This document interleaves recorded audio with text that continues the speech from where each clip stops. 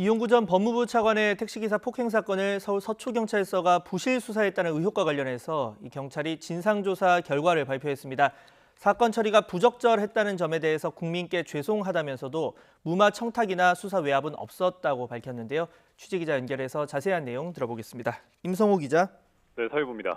네, 이 전 차관의 택시기사 폭행 사건 수사가 부실했다 이런 사실 자체는 이 경찰이 인정한 셈이죠. 네, 그렇습니다. 지난해 11월 이 전 차관이 술에 취해 택시기사를 폭행한 사건을 서울 서초서가 덮었다는 의혹이 불거지자 지난 1월 서울경찰청이 진상조사단을 꾸렸는데요. 오늘 그 조사 결과를 발표했습니다. 경찰은 우선 의혹 규명을 위해 이 전 차관과 택시기사, 서초서 관계자 등을 포함한 91명을 조사했고 관련자들의 휴대전화와 PC, 또 서초서 CCTV 등을 포렌식하고 통화 내역 8천여 건을 분석했다고 밝혔습니다. 그 결과 당시 사건 담당 수사관이었던 A 경사가 폭행 장면이 담긴 택시 블랙박스 영상을 확인하고도 이를 보고하지 않았다고 밝혔습니다. 또 당시 이 전 차관이 공수처장 후보로 거론되는 유력한 법조계 인사라는 점을 형사팀장과 과장, 서장 등 관계자들이 알았지만 사건을 종결할 때까지도 서울청에 보고하지 않았다고 말했습니다. 이들은 이후 진행된 진상 파악 과정에서도 이 전 차관을 평범한 변호사인 줄 알았다고 거짓말한 것으로 드러났습니다. 경찰은 그러나 수사 외압이나 이 전 차관의 사건 무마 청탁 등은 없었다고 선을 그었는데요. 직접 들어보겠습니다.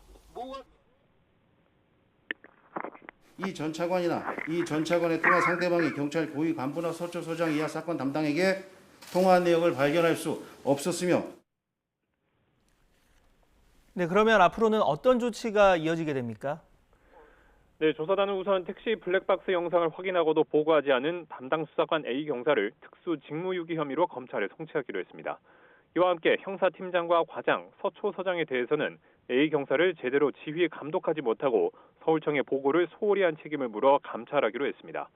다만 형사팀장과 과장에게 특수 직무유기 혐의가 있는지는 확실치 않아서 외부 전문가들이 참여하는 경찰 수사심의위의 판단을 받아보기로 했습니다.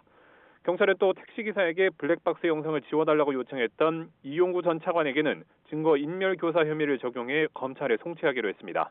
또 택시기사도 증거인멸 혐의로 송치하기는 하지만 이 전 차관의 요청에 따랐던 것이고 또 폭행 피해자라는 점 등을 고려해달라는 의견을 내겠다고 설명했습니다.